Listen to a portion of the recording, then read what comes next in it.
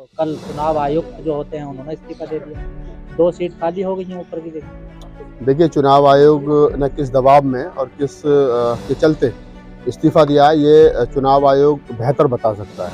और मैं तो कहूँगा कि उनको मीडिया के सामने आना चाहिए और मीडिया के सामने आकर के अपनी बात रखनी चाहिए, क्या कारण रहा है, क्योंकि चुनाव आयोग एक इंडिपेंडेंट बॉडी है और उसका सरकार का कोई उसमें लेना देना नहीं है। तो क्या कारण रहा है, क्या कारण नहीं रहा है, अब चुनाव आयोग भी अगर इस प्रकार से रिजाइन करके जाएंगे और चुनाव से पहले, तो ये बड़ी बात है अपने आप में और ये चिंताजनक है। देश किस दिशा में जा रहा है, देश के तमाम 140 लोगों को, जिनको मोदी जी कहते हैं कि मेरा परिवार है 140 क्या नाम है करोड़ लोगों का, तो वो 140 करोड़ लोगों को देखना चाहिए, सोचना चाहिए कि देश आके जा किस दिशा में रहा है। ये संवैधानिक संस्था बची नहीं है क्या? देखिए, यहाँ वन मैन शो चल रहा है।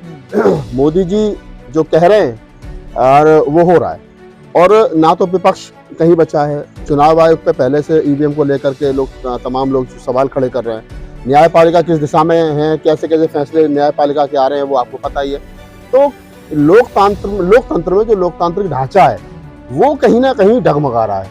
और ये तो जो दुनिया का सबसे बड़ा लोकतंत्र डगमगा रहा है। बिल्कुल, मैं तो यही कहूँगा कि डगमगा रहा है। अगर भारतीय संविधान का प्रियम्बल में जो लिखा है, we the people of India, हम भारत के लोग, तो ये हम भारत के लोग जो, उनको तमाम लोगों को सोचना पड़ेगा, उनको अब आगे बढ़ना पड़ेगा, सरकारों को हड़काना पड़ेगा। और जो लोग सरकार में बैठ करके देश की जमहूरियत को खराब करने का काम कर रहे हैं, लोकतंत्र को खराब करने का काम कर रहे हैं, उन लोगों को कम से कम हराना पड़ेगा 2024 के चुनाव में। ये तय कर लो कि मोदी जी की जो तानाशाही है, और जो मोदी बार बार कह रहे हैं ना कि ये मोदी की गारंटी है, तो मोदी की जो गारंटी, जो अहंकार आ गया है, बिल्कुल तानाशाह कह रहे हैं सर, हम थोड़ी कह रहे हैं, पूरा देश कह रहा है। तो पूरा देश कह रहा है, 2024 में पता चल जाएगा। 400 पार मैं बता रहा हूँ ना, 400 पार या 500 पार, ये तो चुनाव आयोग के चुनाव के रिजल्ट के बाद पता चलेगा। पहले माहौल बनाने के लिए 400 पार कह लो, 500 पार कह लो, 600 पार कह लो, तो 545 की 545 कह लो। तो इसका मतलब ये वो लोग हैं, देखिए 400 पार का नारा लगाने का मतलब आप क्या समझ रहे हो? जो लोग 400 पार और 500 पार का नारा मतलब लगा रहे हैं, इनका कहीं ना कहीं सीधा सीधा ये है कि इनको लोकतंत्र में विपक्ष नहीं चाहिए। और जो लोग लोकतंत्र में विपक्ष का बहिष्कार करते हैं, विपक्ष के सवालों से डरते हैं, विपक्ष के सवालों से भागते हैं, वो लोकतंत्र के हत्यारे हैं। जबकि सही मायने में जो लोकतंत्र के पास सवाल कहाँ है, ये पूछ रहे हैं मोदी जी आपका परिवार कहाँ, वो कह रहे हैं जिसका कोई नहीं मैं उसका हूँ, बताइए। विपक्ष के पास सवाल क्यों नहीं है? ये इलेक्ट्रल बोर्ड का सवाल नहीं है, ईवीएम का सवाल नहीं है, वोटों की चोरी सवाल नहीं है, 15 लाख आने तो सवाल नहीं है, 2 करोड़ रोजगार मिले तो सवाल नहीं है, देश का युवा भटक रहा, पेपर लीक हो रहे, सवाल नहीं है। ये तमाम सवाल है भाई जी। और रहा सवाल के सवाल क्यों नहीं उठा रहे? अरे जिनको ईडी और सीबीआई का डर है, वो लोग नहीं उठा रहे। राहुल गांधी के 5 न्यायों में जाकर के देखो आप, जो भारत जोड़ो न्याय यात्रा चल रही है, उसमें युवा न्याय, कृषक न्याय, किसान न्याय, श्रमिक न्याय, भागीदारी न्याय, और युवाओं के लिए क्या क्या चाहिए। तो आप समझिए ना, रोड पे आपको लड़ना पड़ेगा वर्तमान में। और जो नेता, चाहे वो बहुजन समाज के हो, चाहे कोई अन्य समाज के हो, वो जो लोग ईडी और सीबीआई के डर से बैठे, उनसे उम्मीद छोड़ दो। जो लोग ईमानदारी से लड़ाई लड़े, अम्बेडकरवादियों को, मान्यवर साहब के चेलों को अब राहुल गांधी पे है उम्मीद। राहुल गांधी से उम्मीद नहीं है। राहुल गांधी जो बात कह रहे हैं उस बात पे उम्मीद। अगर राहुल गांधी जातिगत जनगणना का समर्थन कर रहे हैं, कह रहे हैं कि हमारी सरकार आई तो हम जातिगत जनगणना करवाएंगे, देश का एक्सरे करवाएंगे, देश में किसके पास में कितनी संपत्ति पे किसका कब्जा है उसको हम करेंगे, तो काशीराम साहब कहते थे। तो हमें उम्मीद, मैं कह रहा हूँ कि हमें राहुल गांधी पे उम्मीद नहीं है, लेकिन राहुल गांधी जो कह रहे हैं, और राहुल गांधी वो कह रहे हैं जो काशीराम कहते थे। और काशीराम जो कहते थे कि काशीराम का नारा था, जितनी जिसकी संख्या बारी उतनी उसकी हिस्सेदारी। और अगर आज यही बात राहुल गांधी कह रहे हैं तो उसमें बुराई क्या है? कांग्रेस तो ये भी कहती है कि बजरंग दल बैन करेंगे कर्नाटक में, हमें वोट दो, और जनता ने वोट दिया, बैन कर दी क्या? देखिए, बजरंग दल बैन होगा, आरएसएस बैन होगी, नहीं होगा, क्या होगा, ये बहुत सारी चीजें भविष्य के गर्भ में है। जब कांग्रेस कहती थी, मैं मान रहा हूँ ना आपकी बात। अभी भी देखो क्या है, कांग्रेस में बहुत सारे लोग ऐसे हैं जिनका आधा परिवार बीजेपी में और आधा परिवार कांग्रेस में। वो सुबह को जाता है कांग्रेस के दफ्तर में जाते हैं, रात को जाकर के कहीं ना कहीं वो बीजेपी के दफ्तर वाले लोगों से बात करेंगे, क्या हुआ, कितनी चाय थी, कितनी नहीं थी।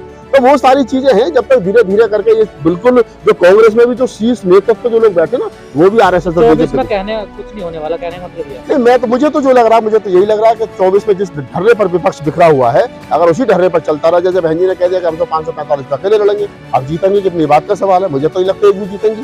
545 पर लड़ करके आप किसको फायदा पहुंचाना चाहते हो, ये भी देख लो फिर हैं। अब बसपा के लोगों से बात करते, बसपा के लोग तो नहीं, बसपा के लोगों से बात करते, बसपा के लोग तो लट लेके मारने को आते, सोचते तो है नहीं। वो तो हमें ढूंढ रहे हैं, पता नहीं कहाँ राहुल नागपाल और रतन लाल मिलेंगे। इनको दोनों को पकड़ के तो पहले पता नहीं हमें कौन सा कांग्रेस ने फंड कर दिया है या कौन सा हमने उनकी भैंस खोल ली है। अरे भाई, सच को सच कहा जाएगा, सच को सच कहा जाएगा। जिन लोगों को बर्दाश्त नहीं है वो मत देखा करो वीडियो। मैं तो कह रहा हूँ, मैं ये कह रहा हूँ कि अगर 545 सीट बसपा लड़ रही है, नफरत करते हैं क्या बीएसपी वाले? प्यार भी करते हैं, ऐसा नहीं है, बहन जी प्यार करती है मुझे, ऐसा प्यार करते हैं। ट्वीट किया था जब मैं बसपा में गया था, बहन जी ने फोटो शेयर किया। क्यों है बसपा? ये कुछ बसपा के छुटभैया नेता हैं जो बेचारों को, बेरुखी क्यों है? हमारी कहाँ, अगर मेरे घर में आग लगी तो मैं बोलूंगा नहीं, मेरे घर में बर्बाद हो रहा है, बसपा बर्बाद हो रही है और मुझे पता है एक भी सीट नहीं जीतोगे तुम अकेले लड़के, तो मेरी डालो ना आग पर, तो पानी तो डालो, कह रहा हूँ ना इंडिया गठबंधन में शामिल आओ। आप तो घी डाल रहे हो। कहाँ, अरे यार तुम भी कमाल की बात करो, मैं कह रहा हूँ इंडिया गठबंधन में सारे लोग मिलकर के लड़िए, 25, 30, 35 सीट जो भी मिले, 20, 25 सीट जीत करके आओ, फिर हम भी कहेंगे बहन जी को प्रधानमंत्री बनाओ। यादव तो मना कर रहे हैं ना, वो तो नहीं। अरे अखिलेश यादव कौन पूछ रहा है यार, उसमें चाचा भतीजे में मिलती है, दोनों में जुत्रम पुत्रम हो रही है। मैं तुमसे ये कह रहा हूँ कि बहन जी को चाहिए कि वो इंडिया गठबंधन में आए, 25, 30, 40 सीट जो भी मिले पूरे देश भर में उन पर लड़े, 20, 25 हम भी लड़ेंगे ना, फिर हम रतनलाल सर को लेकर चलो सर चुनाव लागे बसपा को, चलो प्रचार प्रसार। कांग्रेस के लिए बैटिंग कर रहे हैं ना? कहाँ कर रहे हो, कौन कह रहा कांग्रेस के लिए बैटिंग कर रहे हैं? एक फोटो दिखा दो मुझे कांग्रेस के लिए बैटिंग कर रहे हैं, कहाँ बताओ ना। अभी फोटो नहीं वायरल हुआ? कहाँ फोटो वायरल हुआ? अगर तो हम किससे मिले तो हम किसके हो गए? हम बहन जी से मिले, बहन जी के है ना, राहुल गांधी से मिले, हम तुमसे मिले तुम्हारे हो गए। आप पे भी ठप्पा लग रहा है, आप भी कांग्रेस ही हो। अरे हम तुमसे रोज मिलते तुम्हारे हो गए क्या? नहीं है ना तुम्हारे? आप पे भी तो ठप्पा लग रहा अरे है। ठप्पा तो कोई हम छुट्टा से हाथ कोई मार के चले हो। विचार वैचारिकी का सवाल है भाई, वैचारिकी का सवाल है। देश को बचाना, संविधान को बचाना है, लोकतंत्र को बचाना, फूले अम्बेडकर आंदोलन को बचाना है, इस देश के मुसलमान को बचाना, दलित को बचाना, ओबीसी को बचाना है। और ये जिम्मेदारी मेरे जैसे जो लोग घूम रहे हैं ना पक्कड़, जिनकी जेब में 270 रुपए और खाते में 50 रुपए हैं, जिनका ईडी और सीबीआई कुछ नहीं बिगाड़ेगी, वही लोग कर सकते हैं। जिन लोगों ने हजारों करोड़ की प्रॉपर्टी बना ली है, वो बेचारे ईडी और सीबीआई के डर से चुपचाप बैठे। कांग्रेस के तो यहाँ मिल रहे हैं ना, देखना नहीं आप ट्रक भर के नोट। अच्छी बात है, उनके पास मिल रहे, हमारे पास तो नहीं मिल रहे। कांग्रेस वालों से पूछे जाकर, कांग्रेस के प्रवक्ता थोड़ी है भाई, हम कांग्रेस के प्रवक्ता है क्या? हम तो इस देश के आवाम के प्रवक्ता है। नहीं, हम इस देश के आवाम के प्रवक्ता है, हम संविधान के प्रवक्ता है, हम संविधान के प्रियम्बल के प्रवक्ता है, हम संविधान के एक आर्टिकल के प्रवक्ता है। हम उस गरीब की, दबे मजलूम की, SC ST OBC की, जरूरतमंद की आवाज है। हम लोकतंत्र की आवाज है। मोदी जी की आवाज कौन? फकीर आदमी है। मोदी जी की आवाज तुम हो तो सही, मीडिया वाले, मीडिया के पास नहीं है उनके ना। हम क्या होते? हम अपने परिवार से, हमारी 3 बेटी है, 1 बीवी है। वो पूरे देश को अपना परिवार बता। अरे तो पहले अपनी बीवी को तो परिवार बता दो भाई। जसोदा बहन घूम रही है, मांग में सिंदूर आधा भरी हुई है, उसका तो पहले पूरा भरवाओ। पर्सनल हो जाते हैं आप। पैसे कैसे हो जाते हैं यार?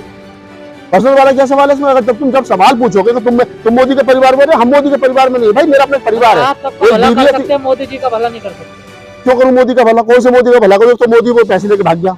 एक ये मोदी जो रोज हमारी चूड़ी चढ़ा रहा है, 400 का सिलेंडर 1200 का कर दिया। पेट्रोल साली 110 रुपए डलवानी पड़ रही है। सुबह को जब जाता हूँ ना वहाँ, उस पर पेट्रोल डलवाने से मोदी जी का फोटो लग रहा है ही करते हुए, मुझे बड़ा गुस्सा आता है। मैंने कहा 35 रुपए मिलती थी, मोदी जी हंस रहे हो और हमारी जेब कट रही है। तो भाई साहब देश लूट लिया, 4-5 2 लोग बेच रहे हैं, 2 लोग। हाँ गारंटी चल रही है ना, मुसलमानों को पीटो तो कैसे जूते लगे नमाजियों पर, ये गारंटी है। तो लॉ एंड ऑर्डर ठीक हो रहा है। अच्छा लॉ एंड ऑर्डर ठीक हो रहा है। मतलब इस देश के अंदर मुसलमान नमाज पढ़े सार्वजनिक स्थान पर, तो उसके पिछवाड़े पर लात मारोगे आप? हाईवे पर चलते हैं नहीं, उस पर आप लात मारोगे। और कावड़ वालों के लिए पूरा रास्ता जाम कर दिया जाए 1 महीने के लिए, तो उसमें कुछ आपत्ति नहीं होगी, तो आदमी नहीं बोलेंगे। लेकिन मुसलमान के साथ इस वक्त खड़ा कौन है? मुसलमान के साथ देश का संविधान खड़ा है। मोदी जी ने सस्पेंड कर दिया। अरे देश का संविधान खड़ा है। मुसलमान कुरान के साथ खड़े हैं यार आप तो मतलब मोदी जी को आप क्या मानते हो? मोदी जी को आप क्या मानते हो? मोदी जी को आप क्या मानते हो? मोदी जी जो है वो बेचारे एक पन्ने की कहानी है।